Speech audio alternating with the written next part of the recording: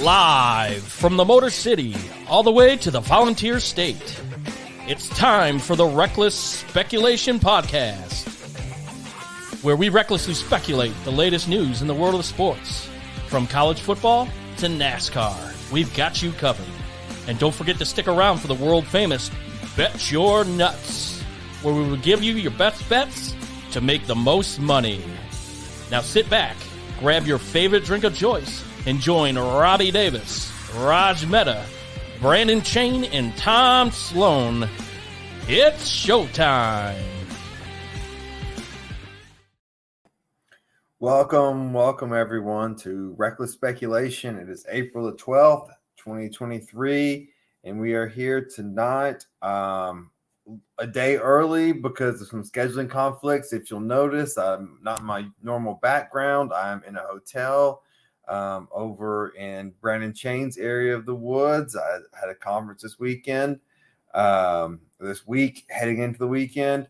But anyways, without further ado, let me welcome the crew. Before I do, though, we're going to be talking about the Masters, NBA playoffs. They got off to a great start last night. Some NFL draft, and then finally just some NFL rumors and what's going on. So without further ado, we'll start up in Detroit. Tom Sloan. Good evening, Robbie. We do want to apologize for the technical difficulties we were experiencing, and but we're glad that we're able to bring the show to everyone tonight, and looking forward to what we're going to talk about.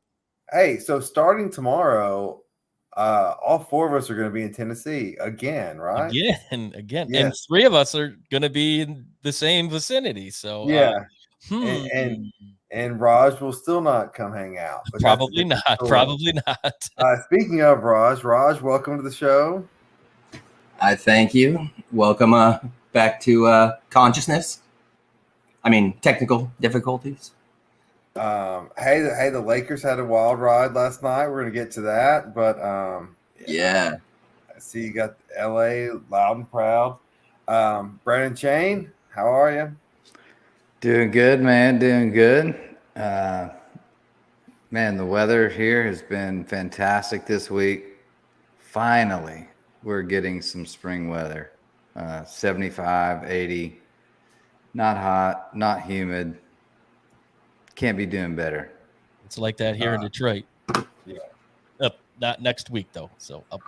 Yeah. Loving it. Some people will say it's golfing weather. And speaking of golf, we had the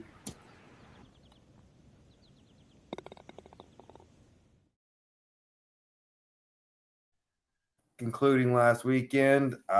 Brandon, you're an avid golfer. We all watched it. We all lived it. So, epic finish. Jon Rahm, Brooks Koepka, last 30 holes played together. So I guess simple question. Did Rahm win it or did Koepka lose it? Koepka came in 2 strokes ahead at the end. A course that, as you know, doesn't change much. They know it. So did Rahm win it or did Koepka lose it? I think Koepka lost it for sure. This is unlike Brooks in a major when he's leading. When he's leading in a major, he's been dominant, and he knows how to finish a tournament. I don't know if that's because he's gone to live and they don't play 72 holes, or, I don't know if that pressure just kind of built up, the last 18, but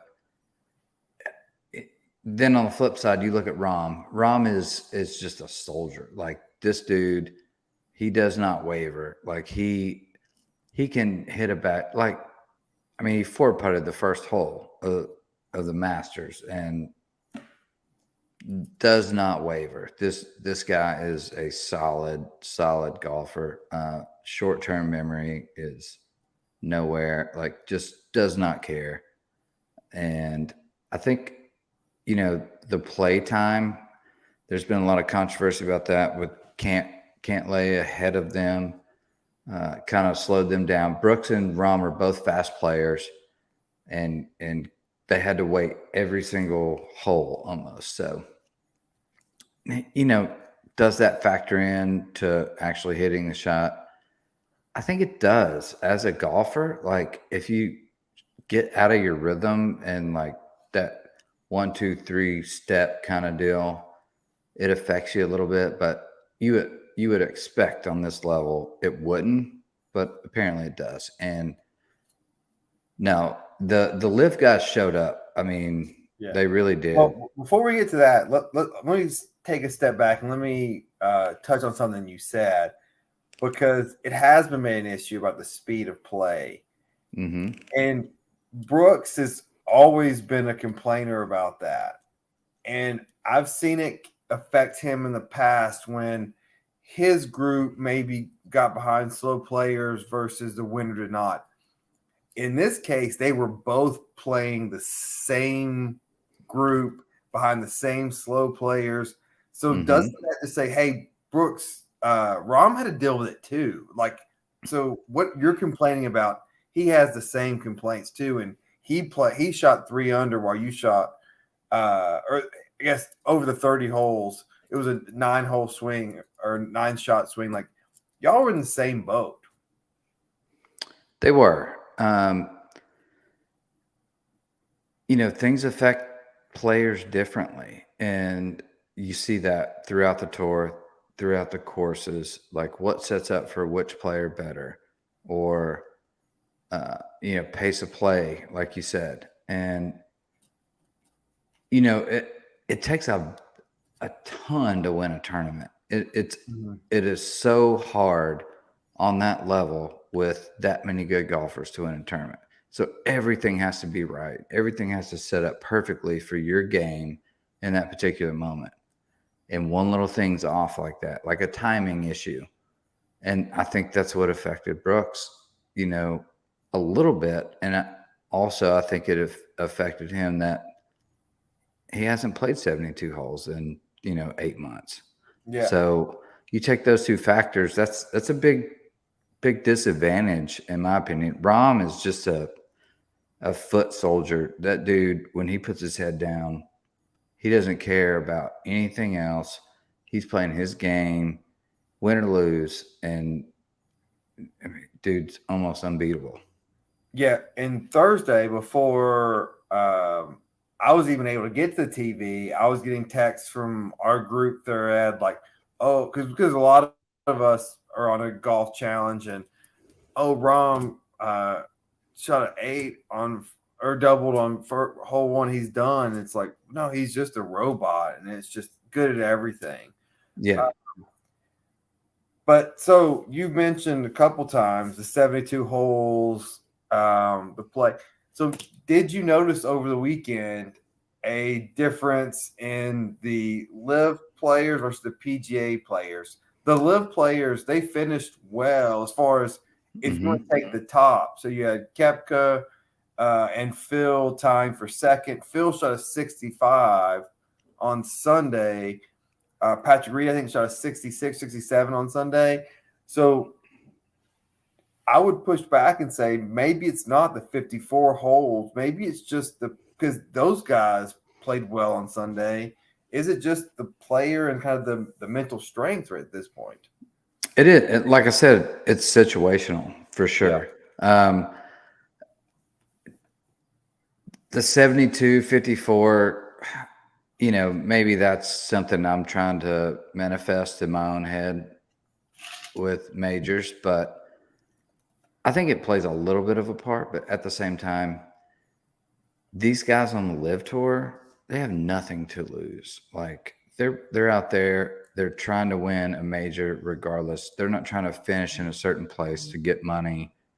Yeah. Doesn't matter to them. But they played well. They really did. It was a great showing. It was good for the LIV Tour. And I'm not anti-LIV by any means. Like, I'm all for it. Just, say what you're going to do. But I think it was good for the sport of golf on both sides. And I think we're going to see a lot more of this in the future. So real quick, and then we're going to pop over to Tom. Talking about LIV and PGA,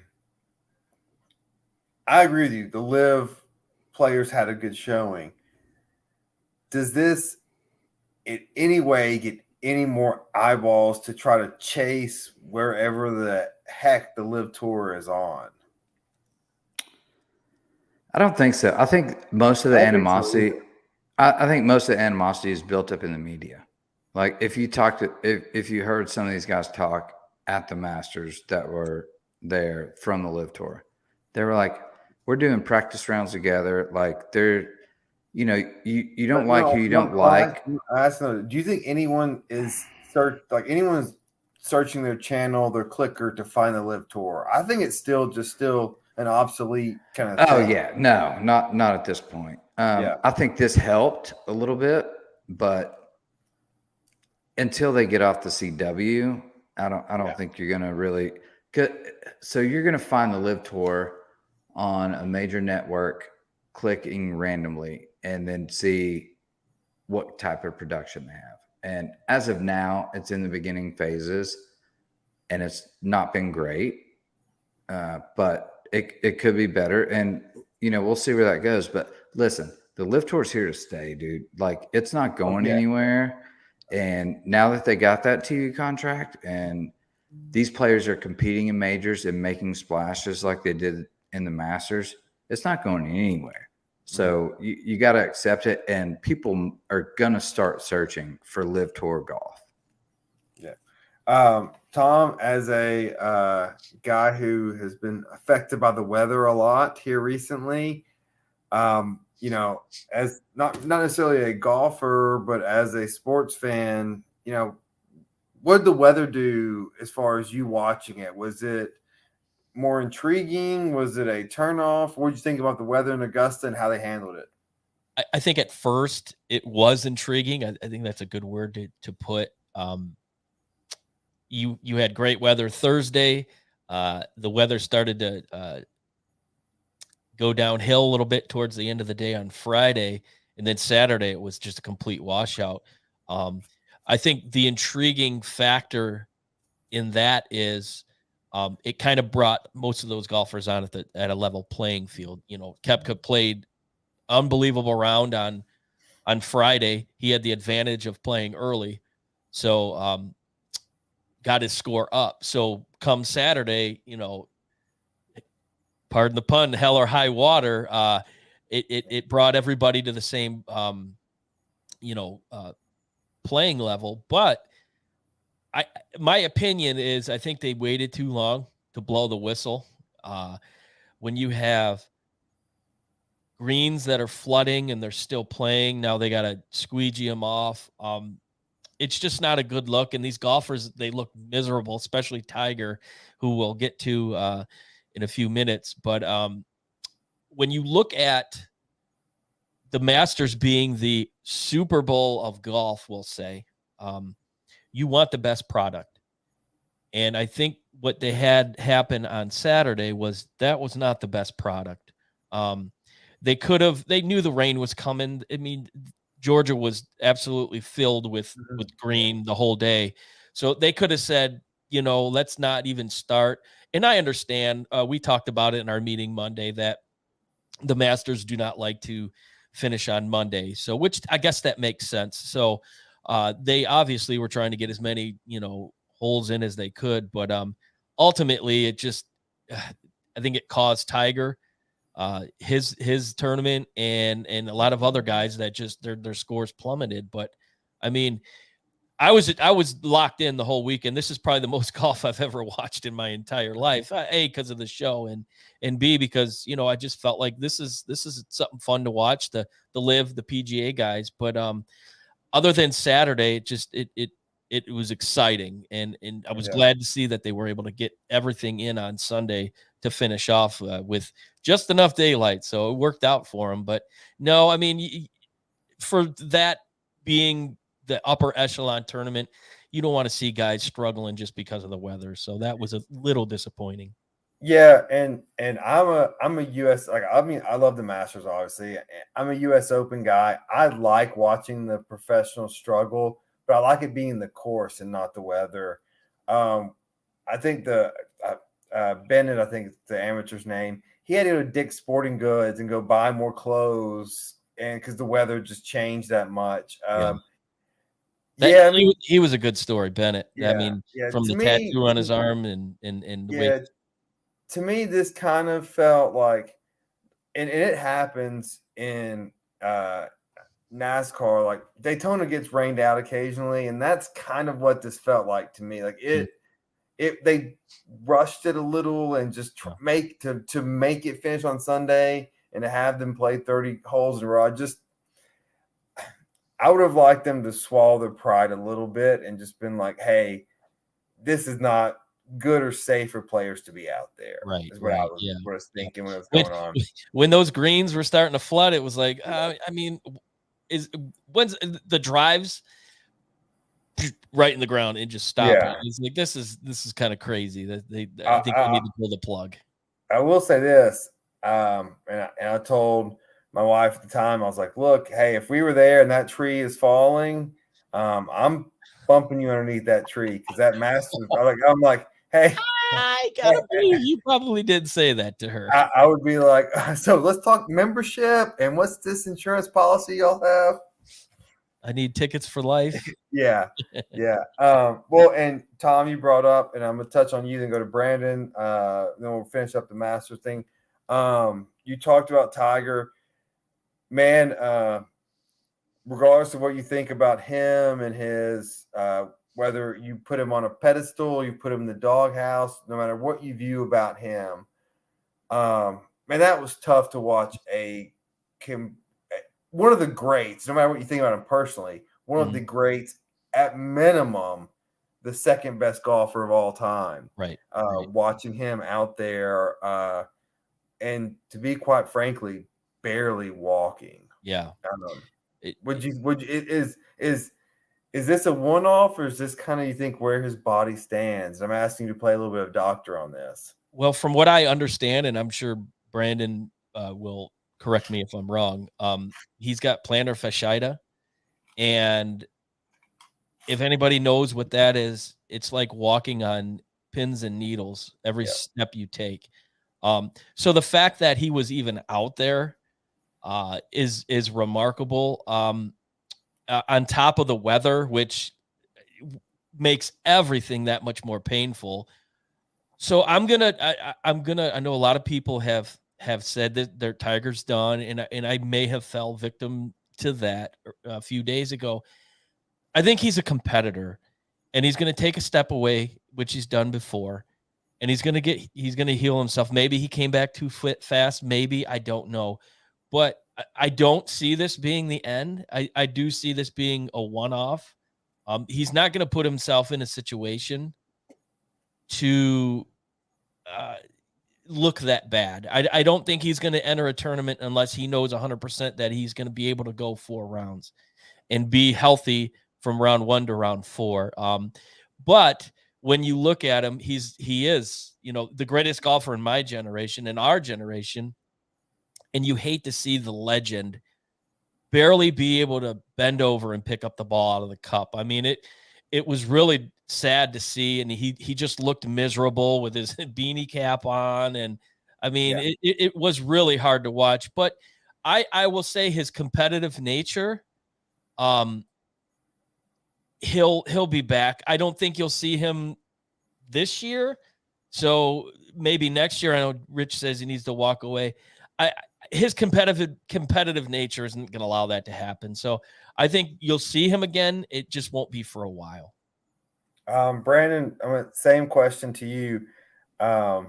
You play golf. You've played golf in different weather. Sure, you've had injuries. Is this a one-off, kind of just him, withdrawing?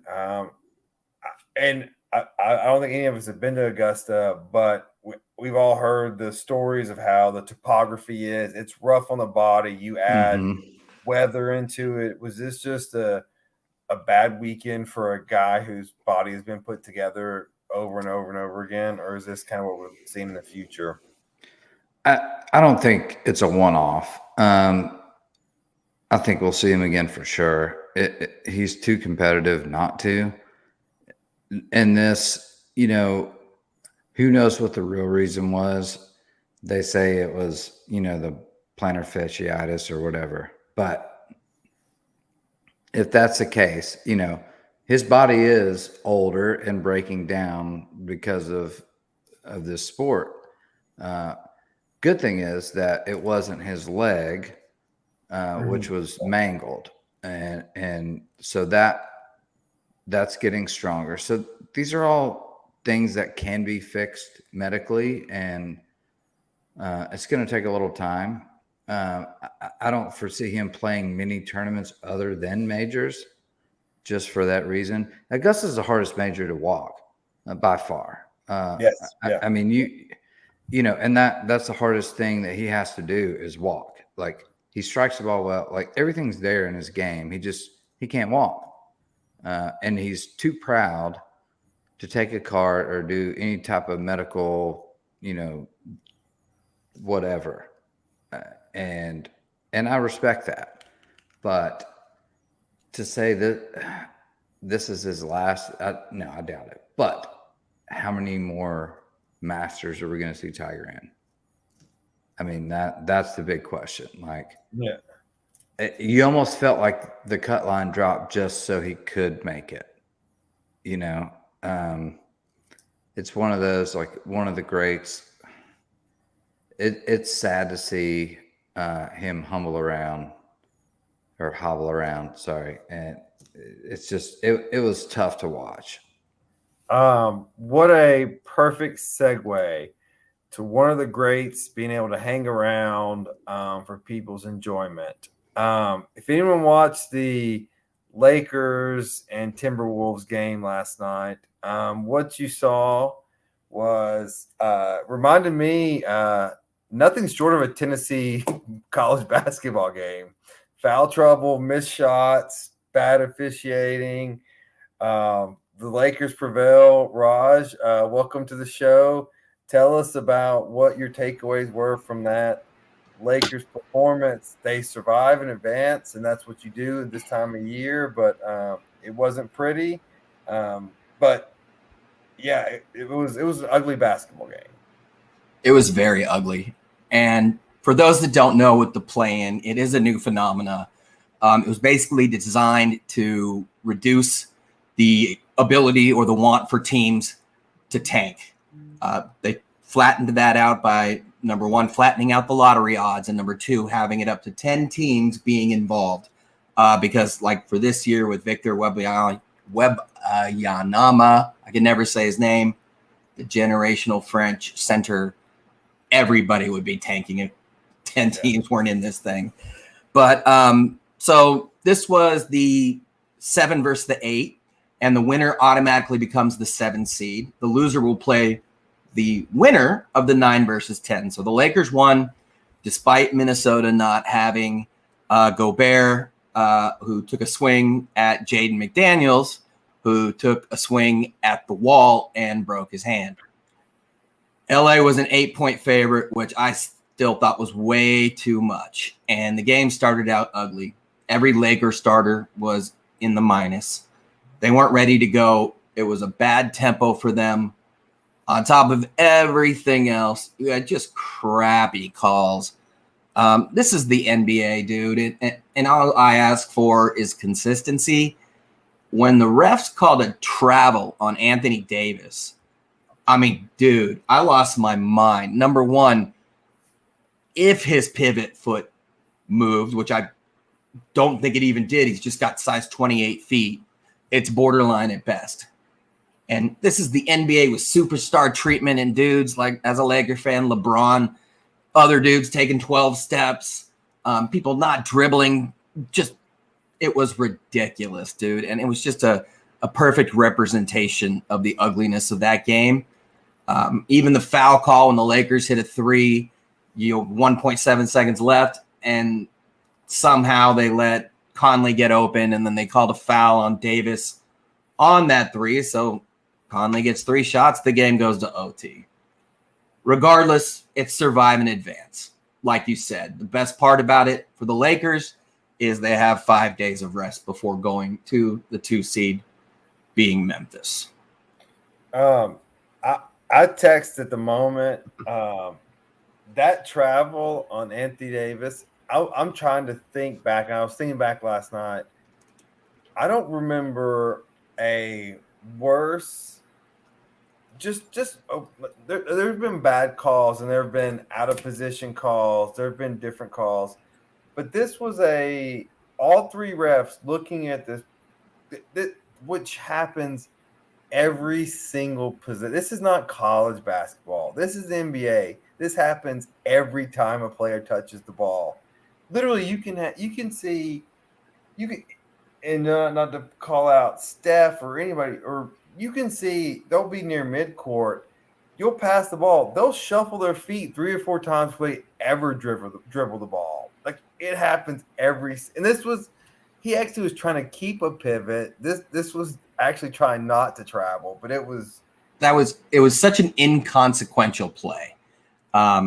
You know, even this, when you see it in the highlights, thanks to Tom, our producer, you know, there could be an argument made that he impeded his. That's a college call right there. You don't call that in the pros.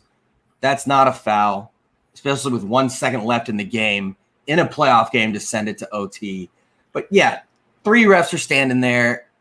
A guy's standing face up. He's not about trying to get to the basket. You know, Lakers are just off-ball movement, running their offense, and the dude called a travel. I've never seen it.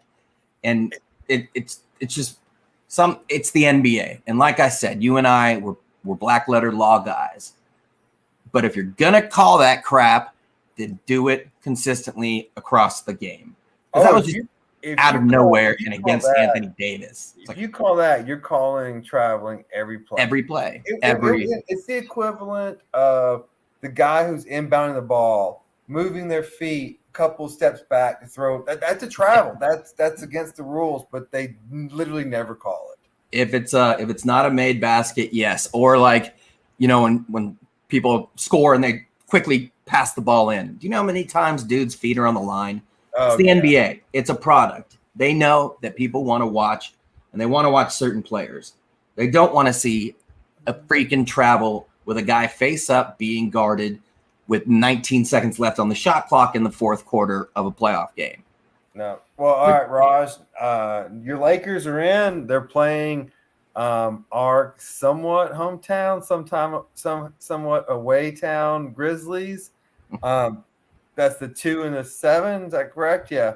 So, what are your predictions for that? And give us a Western Conference breakdown. How much time? Give me a time here. Just keep me in check, because, you know, we can go forever. Well, hey, just know as much time as you take, Tom can take equal time on the East. So we don't want to listen to Tom talk too much. True that. And yeah, he tends to like to hear himself talk, highly unlike myself. No, so he's ready to go right now. It's this really is probably the most fascinating Western Conference matchup lineup ever. It's really insane. The storylines are just all over the place. You got, you know, Denver as the 1 getting a play-in team. The 2 seed is Memphis and Ja, who missed a ton of time this year for, you know, personal reasons, code of conduct, character. Seems like he was revolutionized and became a great citizen in a week or however long he was out. But then, you know, a young and up-and-coming Memphis team facing, you know, the Los Angeles Lakers and their 2 icons. Going down to the 3 and 6 matchup, that's Sacramento, who has not been to the playoffs since, I believe, 2006, or 8, which is just insane to me. The Chris Webber, Vlade Divac, Mike Bibby days. Hey, real quick, let me. Something just popped in my mind.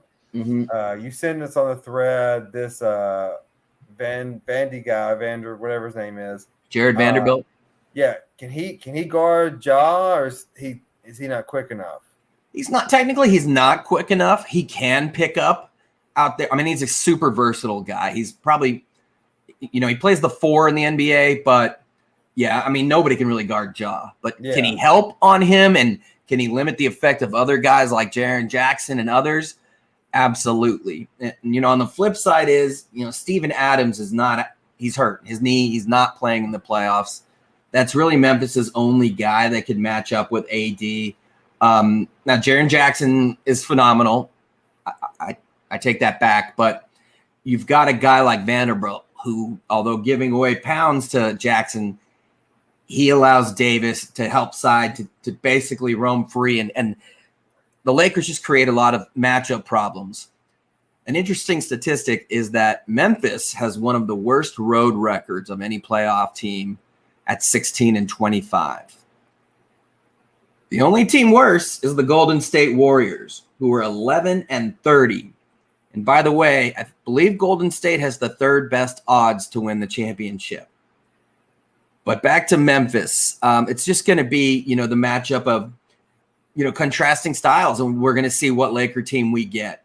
If they're rested and D'Angelo Russell is healthy, they are so much deeper now. Rob Lowe, that's what we call him, got so much young talent, revolutionized that team while dumping Russ.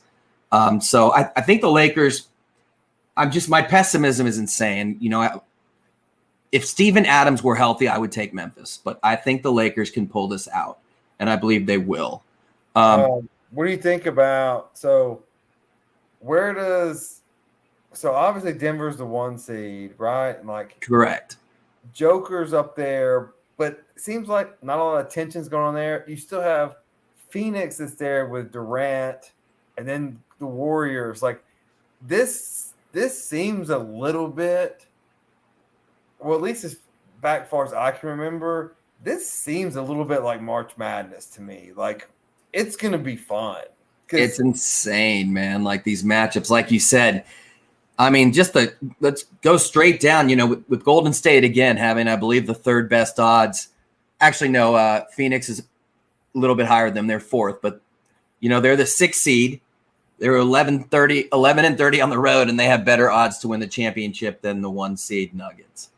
The issue with Golden State is, Andrew Wiggins. We don't know why he was out, why he missed the final 25 games of the year. We know it was a personal matter. We know it was serious. He is essential to their success, as they're really only natural 3 on that team. You got a guy in Dante DiVincenzo from Villanova playing the 3 at 6'4". It really changes what they do and how they can attack. Of course, the Splash Brothers are the Splash Brothers. Yeah. So every team has a hard offensive matchup or a hard guy to match up against. Is Anthony Davis the best two-way player in the West? Two-way. Probably. Well, he and Joker. Two-way, yeah, Jokic is not going to defend like Davis does.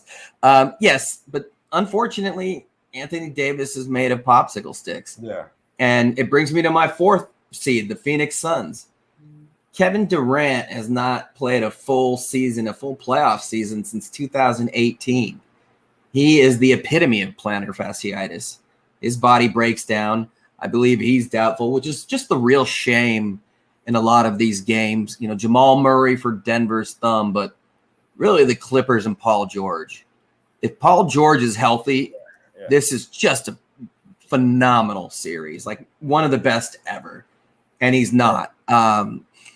You still, it's interesting that Phoenix went out and got, when was the last time one of the best players in the league was traded to a team that was a championship favorite? The only thing I could think of is somebody Tom could remember was Rasheed Wallace, which was kind of murky, but getting traded to the Pistons, and he put that team over the hump mid-season. So to get KD, it was big, but they don't have a dirty work guy. They lost Crowder. Mikal Bridges is gone, obviously. So it's just going to be a lot of scoring everywhere is my point. I don't see an elite defensive team anywhere in the West. But every single series is arguably a freaking coin flip. Like you said with Denver, they just got smoked by the Rockets. at full strength. And their coach came out and said, we were soft. They don't really have a backup point guard. They traded Bones Highland. Bruce Brown, their small forward, kind of plays backup to Jamal Murray. So it's just a weird Western Conference. If everyone were at full strength, it would be the best playoff matchups ever, in my opinion, conference-wise. Now it's just like, I don't know what's going to happen. I can tell you the Kings have the worst odds of a 3 seed in the first round, or of a team that's a higher seed since 1990, like for the lack of respect that they are getting. So, I mean, that just tells you right there, man. It's just a total coin flip. I can give you my predictions, but I think they're going to change night by night. Well, let's. Who do you got winning it right now? Before injuries, before play, who do you got right now? I got to go with probably Phoenix. Yeah. But it depends on Durant's health. CP3 is a little tubby, but they're going to miss their dirty work guys. And people forget last year, Phoenix, what'd they do in that game 7 against Dallas at home? One of the choke jobs in the history of basketball. If you remember, they lost by like 50. And they went out and got KD for that type of reason. But even them, you got a team with no heart. Golden State is the other team. I think it'll be one of those two teams. Yeah. I've heard announcers all day talk about how the West it's not that difficult this year. And I'm like, this is one of the more difficult years I can remember. I don't know what they're talking about. I think they're high, dude. I mean, like I said, the 6 seed has better odds than the 1 seed. How can you say that? Yeah, we'll go from the West. We'll go to the East side. We'll bring Tom in. So, Tom, playing games going on right now. What do you think? This is your side of the country. Obviously, Detroit is always waiting until next year. Oh, wow. Like my Tigers, I think we're going to be waiting for several years. But I do want to circle back to what Raj was saying. Back in 2004, when the Pistons got Rasheed Wallace, that was the missing link in that year. That trade solidified that team and shows that there are teams out there that they're just one piece away from making a lot of noise, and that team it was probably the last great defensive team. But anyways, because that team, because you had Shaq and Malone on the Lakers, and then who's going to guard Rasheed out of the 3-point line? No one could. Well, Ben dominated Shaq. I get, Shaq was a little bit older, but there was a size discrepancy, and Shaq absolutely dominated him. And Ben dominated Shaq, and boy, that was a fun series. That was sorry, Raj. I know it probably hurt your soul. You're shaking your head no, but it was fun for me. That team should have won 3 titles anyway. But anyways, the 17-65 Detroit Pistons this year. Hopefully they draw the first pick of the draft. But we'll see. What do you think about the East bracket? How's it looking? Well, I unlike the West, I don't see the 6th seed being the favorite. I don't think Brooklyn's going to be the favorite. I think it's going to be between Milwaukee, Boston, and Philly. And when you come down to it, if there's a sleeper team out there, it could be Cleveland.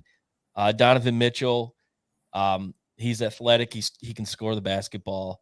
But again, going back to Raj's point about having a defensive team, just looking at the opponent's points per game, Cleveland has the best defense at 106.9. And I think that's today's NBA. It's all about scoring. It's all about shooting the threes. And you look at the top of that Eastern Conference and the top 3 teams, they have that ability. Obviously, Milwaukee's at the top of the list. They have the experience. Giannis is a machine. But my thing with Giannis is, this will be the 3rd or 4th year in a row he's made a playoff stretch. And like Tiger, like how durable will he be as he gets into the later rounds. I think that kind of bit him last year. He just didn't seem to have that closing ability that we're used to seeing. I don't trust Joel Embiid. I think his head gets in the way in a lot of his decision making. He's obviously, it's going to come down to him or Jokic for the MVP. But I don't think Philly has enough to bring it home. And I look at a team like Boston. Boston has been on the precipice the last couple years. And they started out really hot and then kind of fizzled there toward the end. But I like the fact that they fought hard, got back into that 2 spot, and they've played Milwaukee. They've played these guys, and they're battle tested. And I think this is their year that they can come in and make a push. So it's between those top 3 teams. Looking at that playing game today, Toronto pretty much dominated that first half, going up by 11. And Chicago comes back and wins it on the road. Yeah. So that was a nice little, playing victory for them. But if a bottom 4 team kind of makes a run, which one is it? I think it's Cleveland. I think they started the season hot. Obviously, they're young, they're athletic. Donovan Mitchell, like I said, he can score. So I do think that they're a team that could possibly, give a run for the money. They're gonna open up against the Knicks, and the Knicks are the Knicks. They'll they're really streaky, and then they kind of fizzle out. So I would say Cleveland is the one team that could potentially get to the Eastern Conference and make some noise. But I just don't think Milwaukee's got the experience, but they've been there year after year after year. Any chance Atlanta gets hot and makes a run? Trae Young? Well, my Sadiq Bey, who looked pretty damn good the other night. I don't think so. Sadiq can score, but he can't play defense. But I think a lack of defense all around. Yeah. I do like that team. They're young. They have scorers, but is there going to be a battle for who gets the ball? That I think that comes into play with a lot of teams, but they're on their way. I'll give them credit. They've made strides in the last 2 seasons. So I think within the next couple of years they could break that top 5. All right. So it is April is moving on. We are past the Masters, which means what we have next is the event that brings eternal optimism, or for some, just repeat sadness. And what I'm talking about is the NFL draft. We're going to touch on we're going to get into this in more detail, and we're going to have full breakdowns as we move forward. What we're going to do tonight, though, is just talk about our each individual teams, what we think may happen, what we fear may happen. What we fear may happen with these 3 franchises is absolutely what will happen. So a little bit of a spoiler alert. Brandon, we touched on this today at the bar having some beers. What do you think is going to happen with the Titans? What I think or what I want. That's 2 different questions. What I think is, I hope that now we've got a clear direction in where we want to be. I know everyone's saying this is not necessarily a retool, but a rebuild year. And I agree with that. I think it is a rebuild year. And for that to take place, first off, you need an offensive line. And God, I hope we get one in this draft. I mean, without that, like, what's a quarterback worth if he's running and diving and getting killed in the backfield? So, I hope the new regime is fully aware of what the situation is, and we can understand that. And I mean, we need offensive line, we need wide receivers, we need cornerbacks, we need edge rusher, we need a quarterback. Anything else that I'm missing, you please step in now, because it's all of it. We need it all. Well, and so you and I talked today. We are, and I think we speak for almost every Titans fan out there.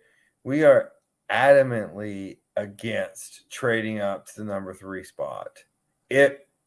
Well, I think in general, but if we trade up to 3 to pick a quarterback, fans will riot, especially with who's there. A point that I made while we were eating, or we weren't eating, while we were drinking this afternoon. Same thing. Yeah, calories count. I would make, and Tom and Raj, I want to get y'all's opinion on this theory that I have, and see if it makes sense to y'all or not.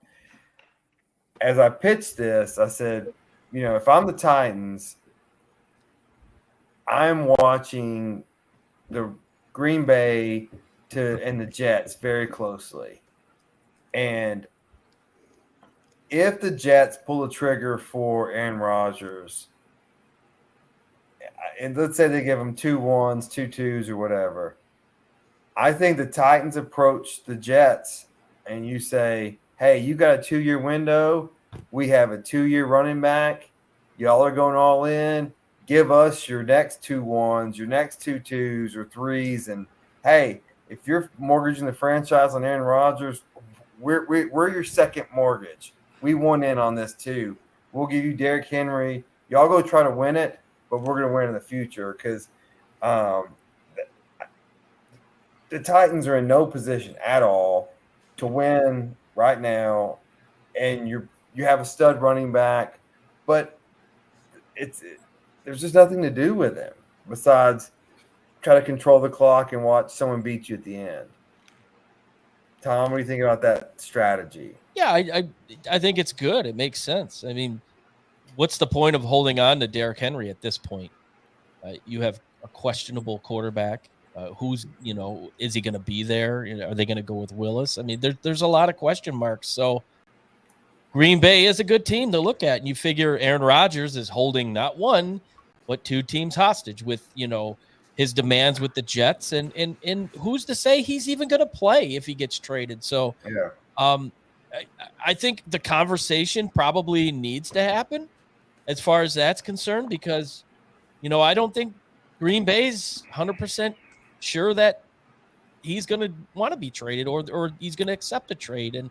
And at this point, this is like the 3rd year in a row that he's just holding this franchise hostage. And at some point you have to just say, you know what? You were great for us, won Super Bowl, but it's time to move on. We can't wait for your decision. So I think your logic makes a lot of sense. Yeah. From the team in the AFC that blows their draft usually, let's go to the Motor City from a team that also always blows their draft. What do you think the Lions are going to do with their pick?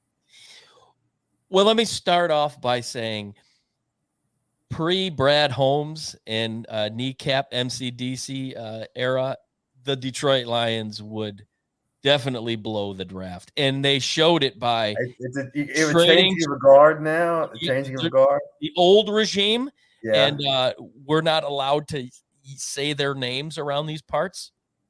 They're the old regime because they're not worthy of their actual names. So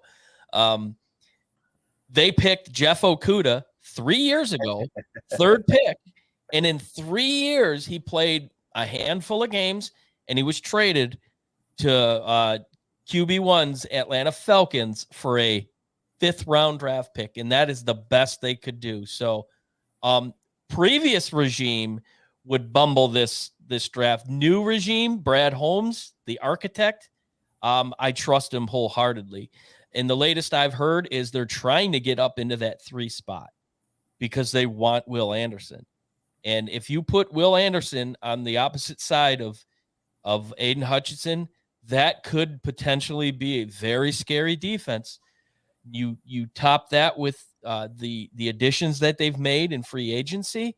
That could be the piece that they were missing, a la Rasheed Wallace in 2004. I don't know about Super Bowl, but The cornbread's in the oven, and the Kool-Aid is definitely being stirred right now. But Well, I'll say this: if you get Anderson and Hudson on those two ends, you are just a competent quarterback away.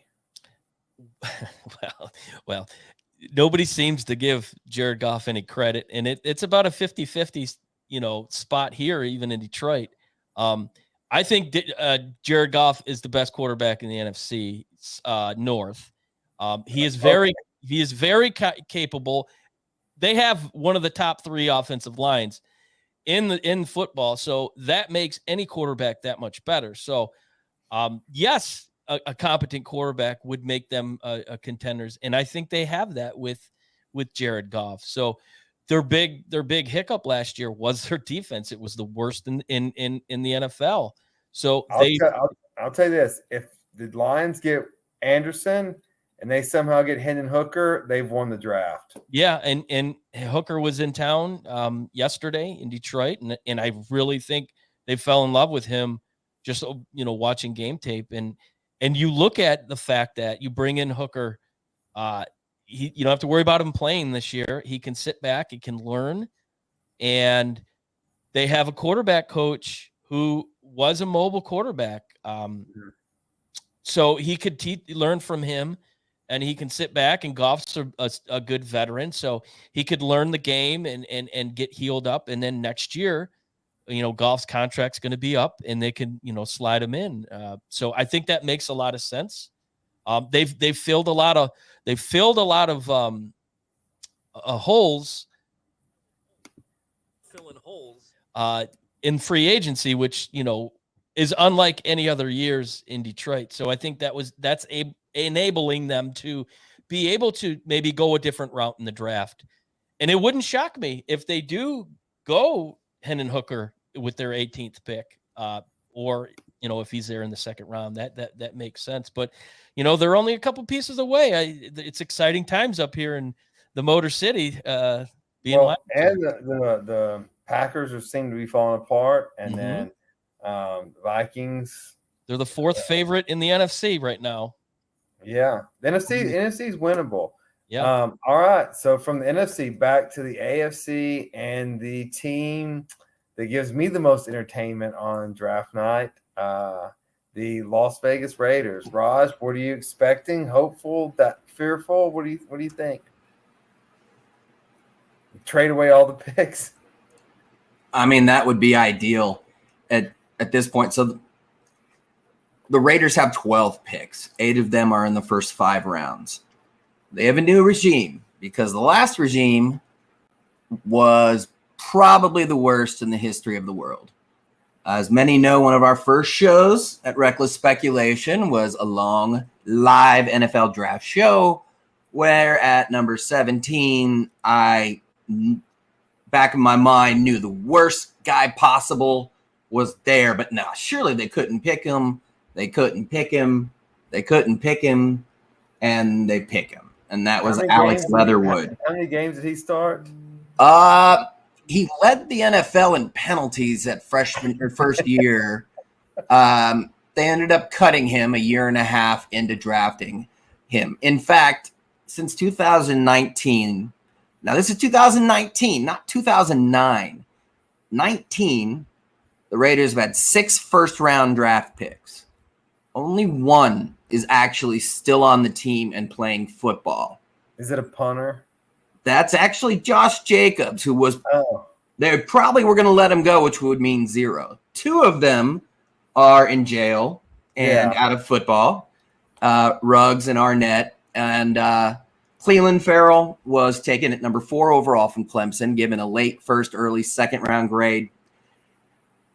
The Raiders' best first-round draft pick in the last 25 years was a freaking kicker. Sebastian Janikowski in 2000.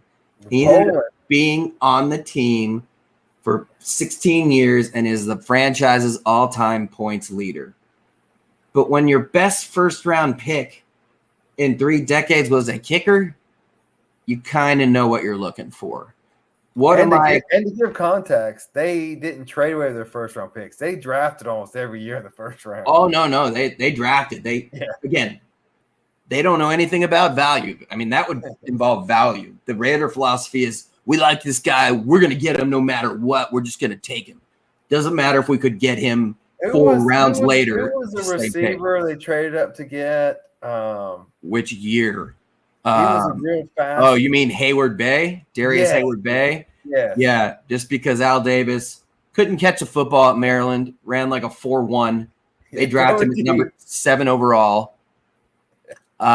Just after Jamarcus Russell, which is arguably the worst draft pick in the history of the world. Well, if you have to have a terrible quarterback, you got to pair him with a terrible receiver. I mean, dude, it's just ever since the Tuck rule game, and then the next year in the AFC Championship game, I was at that game when Siragusa's fat ass, rest in peace, fell on Gannon's shoulder in a dirty play in the first quarter, dislocated it.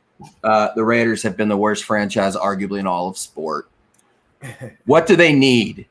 I guess we should start with what don't they need. They don't need a kicker. That's literally it. My biggest fear is that they're going to trade up and go after, as you know, Levis or Richardson. Neither guy could complete a legit downfield pass.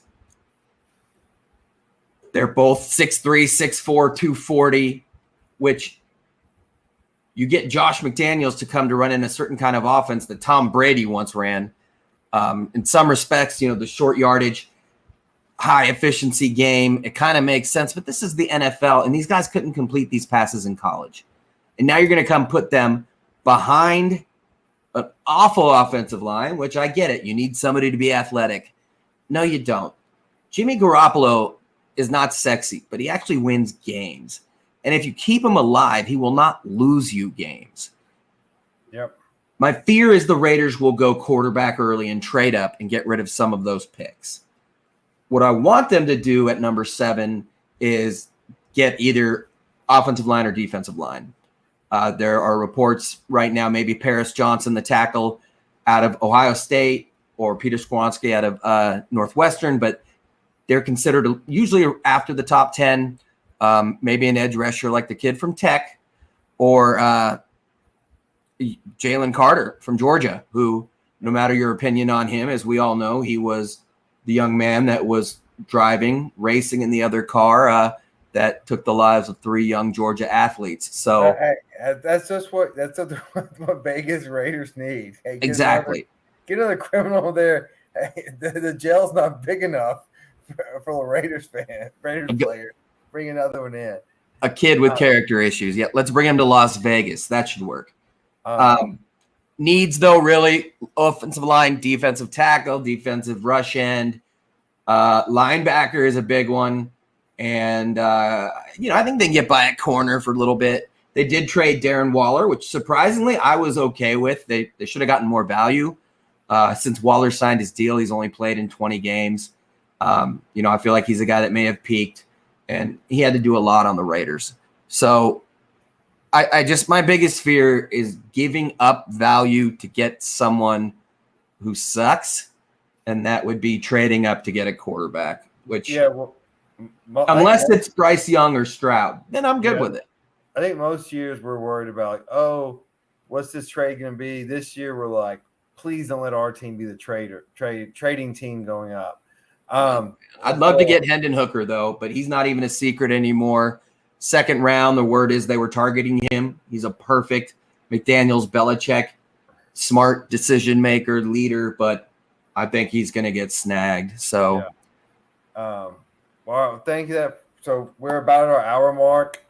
So before we conclude here, we're obviously going to have Bet Your Nuts come up here in a second. I want to give a preview of next week. We're going to be we talked today about our teams. We're going to be talking more about the NFL draft. Baseball's evolving. Baseball's getting in more high gear. The NBA playoffs we're going to be advancing. So we've got all that on our radar. But without further ado, you guys came here not to listen to us. You came here to make some money. And so Bet Your Nuts coming up. It's time for Bet Your Nuts.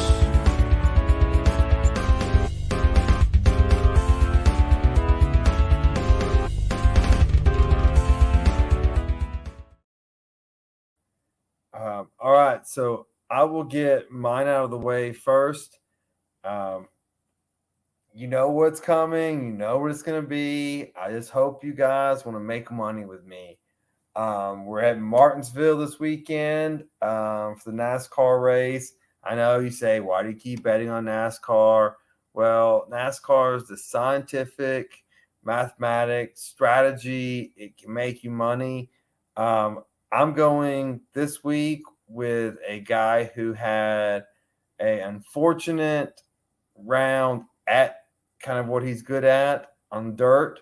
So you got Kyle Larson, again, one of the top 3 drivers in the world at plus 650. Throw 100 down and get rich, kids. That's $6,500 free money for you. Kyle Larson wins in Martinsville. Tom? Well, I'm going to follow suit with you in NASCAR after that debacle of a race last week at Bristol. I mean, NASCAR should be embarrassed. We were going to talk about it. We ran out of time. What a joke. But anyways, give people a quick rundown of what went wrong. Just real quick. The track fell apart. Basically, there was potholes bigger on that track that I've seen on 696 here in the Detroit area. So, I mean, how can you race when there's holes that will swallow up cars? It was just, it was ugly, and it fell apart, and I don't know. It was a bad look. Kind of like the rain at Masters, but this might have topped it off. So, but moving on to Martinsville, and if you've been watching recent weeks, my strategy is usually I go back 10 races, and who has the most wins the last 10 races? Well, this was my pick 2 weeks ago. Martin Truex Jr.'s got 3 wins in the last 10, plus 850. Throw some money down. You'll have a nice Sunday. So go Martin Truex. He's come really close. He just hasn't been able to break through. So I like him this week. He's got a good, pardon the pun, track record at Martinsville. So Marty Truex Jr. plus 850. All right, Brandon, what do you got?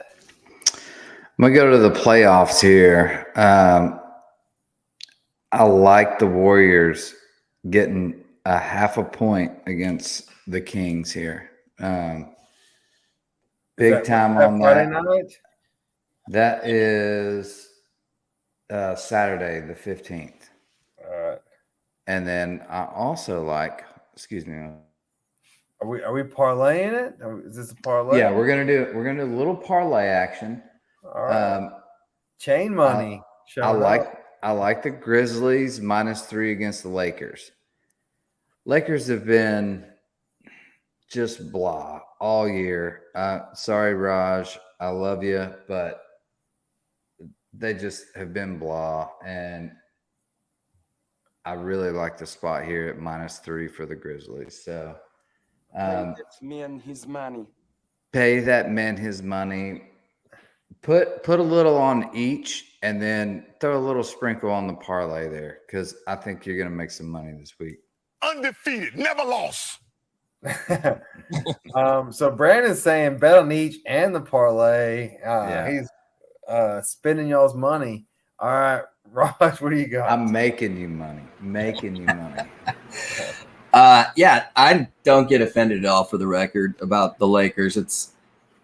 I don't know what's going to happen. I know they're old and they can either fall apart, like I said, popsicle sticks, or at least they got some young talent.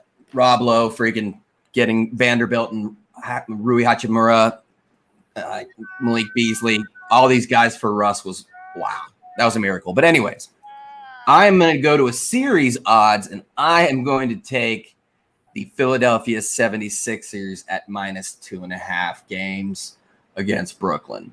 Brooklyn's a hell of a story. Dinwiddie, Mikal Bridges, that team getting to the playoffs is a minor miracle after getting rid of their entire team, including Durant. But I just see a different 76er team. even though Harden, they were rolling, and on March 20th they played the Bulls, and Harden had he tweaked his Achilles a little bit. They haven't been quite the same, but Embiid is at another level this year, and obviously former Tennessee Vol Tobias Harris. But they made a great trade for Memphis for former USC Trojan DeAnthony Melton, who can do everything, man. He's a 5-tool kid, and just the type of kid that can lock down the best player on the other team on one end, Dinwiddie. He just does all the dirty work, and Harden doesn't have to do all the scoring with Tyrese Maxey. Well, former Piston. There you go. So I'm going to take. I think Philadelphia wins this series in 5 games, so I'll take that -2.5. His money. All right. So now we go. So we're a minute or an hour 6 into it. So we'll be brief on our final thoughts. Tom, you want to get started? Well, real quick. Our intro thing. Yeah, we can talk through that. I mean, okay. Yeah, we can do fancy. that. I kind of touched on it a little bit. It's real dark times here in Detroit as far as being a sports fan's concerned. The Tigers are a AA team at best. The Pistons just wrapped up the worst record in the NBA. The Red Wings missed the playoffs again for, I think, the 4th year in a row. So as a Detroit sports fan, it's been really tough. But there is a light at the end of the tunnel, and it is, of all teams that you never thought you'd ever say in a million years, the Detroit Lions. The things they've done in this offseason, the position they've put themselves in with the right draft capital that they've made, trades that they executed that have helped them today. It's put them in a position to save everyone up here of the doldrums. And how do we know that Detroit is a hot spot? The one, the only Kelly Stafford is lobbying to get her husband, Matt Stafford, back to Detroit as a backup. I don't know how that would work, but it just goes to show you where where Detroit Lions sit on the scale these days. And as a Detroit sports fan, we need them to save us, Lions. I don't think we've ever thought we'd say that in a million years. So the Detroit Lions, our only hope. Help me, Dan Campbell. You're my only hope. Brandon, what about you? Oh man, in this kind of downtime that we're in between sports and kind of a mesh of sports and highlights of some and not so many of others. So just to the listeners, just bear with us here. We're going to make great content and we're going to keep talking, and whether you love us or hate us, we're always going to be here, and we're going to make it fun somehow, some way. We'll find a way, and hopefully you'll make a little money on your bet your nuts and enjoy our talk about sports or whatever we're talking about. So just stay tuned and bear with us through this kind of off season. Well said.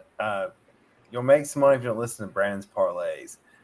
But so my final thoughts are this. I want to walk a thin line between criticizing and applauding.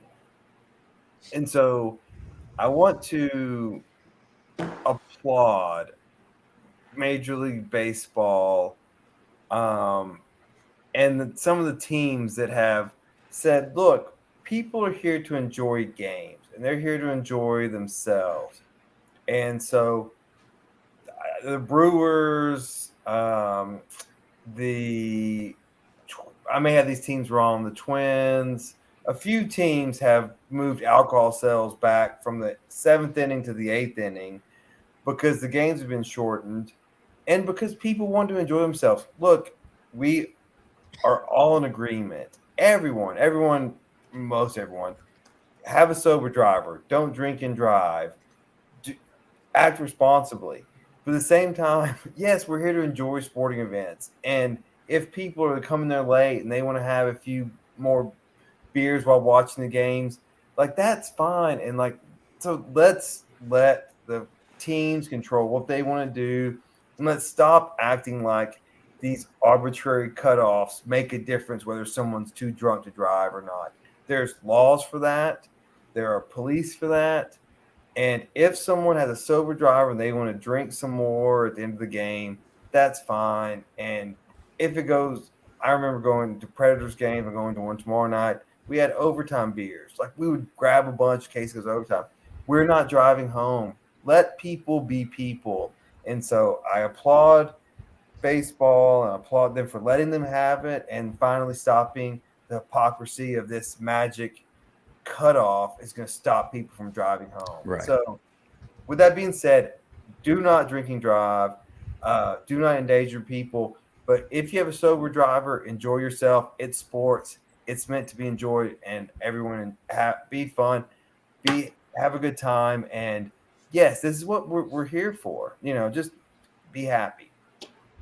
Raj? Yeah, quick note. In the World Series against the Red Sox, when the Dodgers won in 18 innings, the only game they won that year, I stocked up on about 11 beers and had to run. I missed like 2 innings of the World Series.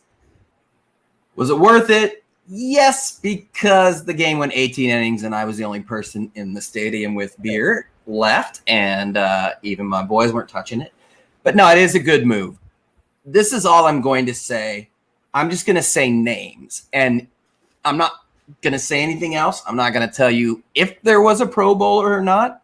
You guys may know. I can tell you that very few. But since 2000, just names. Some of these multiple are inside the top 10. Oakland Raiders, Las Vegas Raiders, first-round draft picks. Starting in 2000, Janikowski, Derek Gibson, Philip Buchanan, Napoleon Harris, the linebacker from Northwestern, Nnamdi Asomugha, Tyler Brayton, a defensive end from Colorado, Robert Gallery, Fabian Washington, Michael Huff, Jamarcus Russell, Darren McFadden, Darius Hayward-Bay, Rolando McClain, DJ Hayden, Khalil Mack, Amari Cooper, Carl Joseph, Garyon Conley, Colton Miller, Cleveland Farrell, Josh Jacobs, Jonathan Abram, Henry Ruggs, Damon Arnett, Alex Leatherwood. No pick. That no pick was one of the top 5. That was the best selection they have made. They couldn't mess it this up. millennium. But those are the Raiders' first-round picks. And for them to be competitive at all, I mean, you can see why they had the 3 winning seasons. It's ridiculous, man. A big one. So the next time you assholes want to bitch about your teams and how they always lose and they fail you, read me your list of first-round selections since 2000 and then tell me how you feel. This is why I say. Hey, what did you get from Khalil when you traded him? I don't know why they protect first-round picks. Not enough. Away. It's just useless. Like, You traded him to the Bears, right? Yeah, for Khalil Mack. Yeah, at the time. So they basically had to make a decision to pay him or to pay Carr, and they chose Carr. Hey, great choice. Yeah, that's the Raiders, man. Literally, dude. That's what I live with. And when people laugh like that year, 2 years ago when they got Leatherwood, and you just saw my instant reaction. I mean, that's where I'm coming from, dude. And when you think it can't get any worse. How many tight ends has the Lions taken in the first round? I mean, hey, Raj, wait till they trade for Will Levis. Feel your pain. Hey, we should continue this next week. This could be a whole segment on just how bad our teams have drafted. Where's first-round picks? Yeah. Again, all right. Read your last 20 and then 15, and then talk to me. Yep. So we went a little over. We apologize. We're getting excited about the NFL draft. It's going to be a good couple of weeks. Even though Brandon said bear with us, I promise these next couple of weeks are going to be exciting. They're going to be fun. We will get to dog days, but keep watching. We'll try to do something entertaining. We've got some games and some challenges coming up that should be entertaining. But thank you guys for watching. Again, like, subscribe. If you want to post comments, good, bad, ugly, if you want to hear us talk about more or less, anything like that, please let us know. we're happy to oblige. But thank you guys all for watching, and sorry for the slight delay in the start time. That was all me. But usually it's Raj, and I just made up. I just wanted him to know how we feel most of the time. But anyways, thank you guys for watching. We'll see you next week. Right. See you, boys. Thanks for listening to another episode of Reckless Speculation. Don't forget to follow us on Facebook, Twitter, TikTok, and YouTube, searching Reckless Speculation. Catch us on Apple Podcasts, Spotify, or wherever you get your podcasts. We look forward to catching you right here next week with another exciting episode of Reckless Speculation.